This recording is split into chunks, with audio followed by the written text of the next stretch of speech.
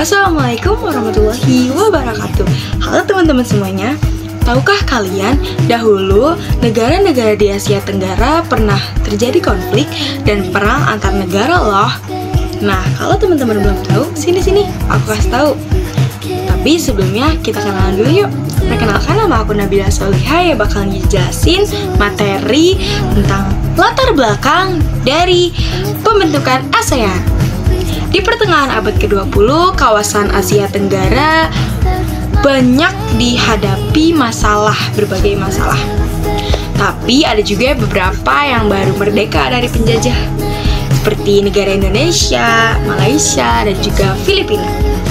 Namun, tidak menutup kemungkinan setelah negara tersebut merdeka, tetap harus menghadapi tantangan besar, seperti ketidakstabilan politik, ekonomi yang lemah, dan juga perang dingin antara Amerika dan juga Uni Soviet. Nah, teman-teman, selain konflik itu, konflik di kawasan Asia Tenggara juga meliputi seperti yang pertama, ada perang antara Indonesia dan juga Malaysia pada tahun 1963 sampai dengan 1966.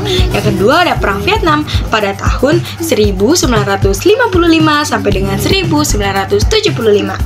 Yang ketiga ada ketegangan antara negara Thailand dan juga negara Kamboja. Nah, teman-teman, konflik itu kan gak makan waktu yang sedikit ya. Konflik itu kan makan waktu yang sangat lama. Nah, maka dari itu para pemimpin di negara-negara Asia Tenggara baru menyadari hal tersebut.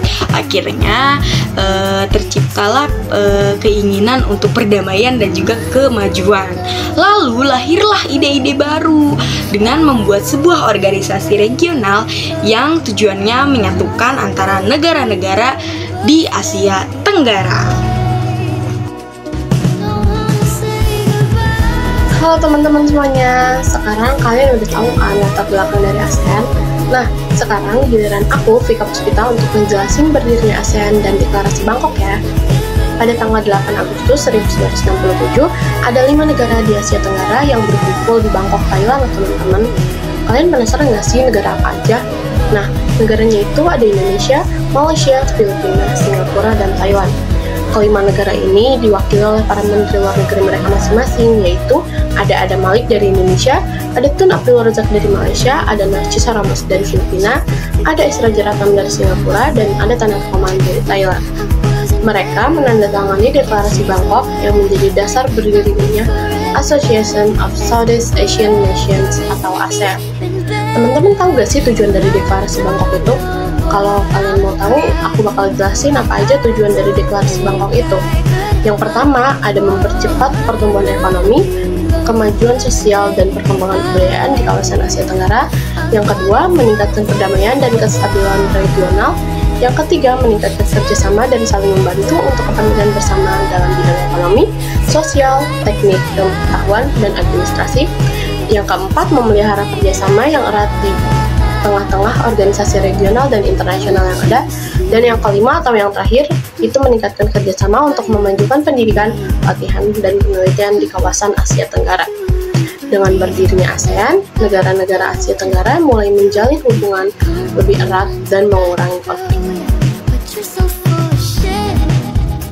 Teman-teman, tahu gak? Awalnya ASEAN hanya terdiri dari 5 negara loh. Namun, seiring berjalannya waktu, semakin banyak negara Asia Tenggara yang bergabung. Nah, di sini aku, Syifa Fitra Ramadhani, bakal ngejelasin penambahan anggota dan perkembangan ASEAN. Yang pertama, ada Brunei Darussalam, bergabung pada 7 Januari 1984 setelah merdeka dari Inggris. 2.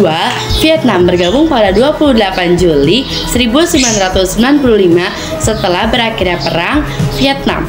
3. Laos dan Myanmar, bergabung pada 23 Juli 1997. Yang keempat ada Kamboja, bergabung pada 30 April 1999. Yang terakhir ada Timor Leste, menjadi yang terakhir bergabung pada ASEAN pada 11 November 2022. Nah, sekarang ASEAN itu memiliki 11 negara anggota loh teman-teman. Di antaranya 1. Indonesia, 2. Malaysia, 3. Filipina, 4. Singapura, 5. Thailand, 6. Brunei Darussalam, 7. Vietnam, 8. Laos, 9. Myanmar, 10. Kamboja, dan 11. Timor Leste. Teman-teman, tahu gak sih kawasan ini memiliki lebih dari 600 juta penduduk dan menjadi salah satu kekuatan ekonomi dunia. Setelah teman-teman semua sudah mengetahui negara-negara anggota ASEAN, sekarang giliran aku, Rangga Triandi Putra, buat ngejelasin peran ASEAN dalam perdamaian dan ekonomi. Nah, teman-teman, tahu gak salah satu tujuan utama ASEAN itu apa? Oke, di sini aku bakal ngejelasin tujuan utama ASEAN adalah menciptakan perdamaian di Asia Tenggara. Untuk itu, ASEAN memiliki beberapa kebijakan penting seperti yang pertama itu ZOFAN, Zone of Peace, Freedom and Neutrality, pada tahun 1971. Deklarasi ini menegaskan bahwa Asia Tenggara harus bebas dari pengaruh kekuatan besar seperti Amerika Serikat dan Uni Soviet. Lalu ada TAC atau Treaty of Amity of Cooperation pada tahun 1976. Perjanjian ini mencegah negara-negara anggota ASEAN untuk saling berperang. Nah, teman-teman, selain perdamaian, ASEAN juga mendorong kerjasama ekonomi dengan membentuk yang pertama itu MEA, Masyarakat Ekonomi ASEAN, pada tahun 2015. MEA membuat negara-negara ASEAN lebih terhubung dalam perdagangan dan investasi. Nah, yang kedua itu ada AFTA atau bisa dibilang ASEAN Free Trade Area pada tahun 1992. AFTA menghapus tarif perdagangan antar negara ASEAN agar barang lebih murah dan ekonomi berkembang. Berkat ASEAN, negara-negara Asia Tenggara ini kini memiliki hubungan yang lebih baik dan stabil secara ekonomi. Halo teman-teman, udah kenal aku kan?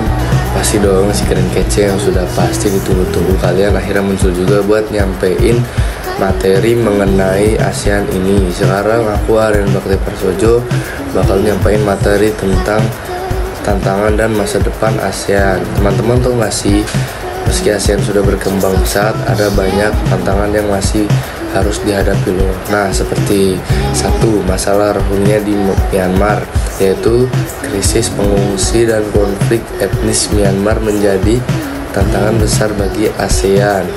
Yang kedua, ketegangan di Laut Cina Selatan. Beberapa negara ASEAN seperti Filipina, Vietnam, dan Malaysia bersengketa dengan Tiongkok mengenai kepemilikan wilayah di Laut Cina Selatan.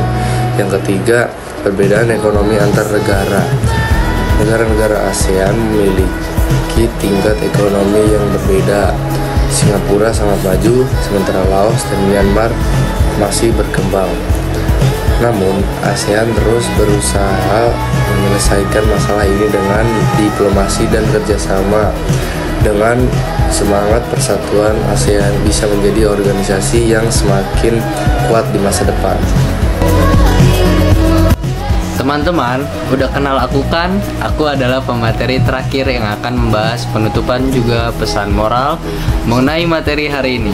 Namaku Aryo Bimo Saputro. Nah, teman-teman tahu nggak sih, sejarah ASEAN mengajarkan kita bahwa persatuan itu penting.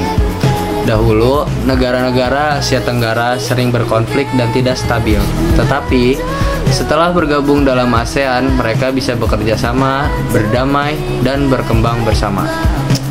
Seperti kata pepatah, bersatu kita teguh, bercerai kita runtuh.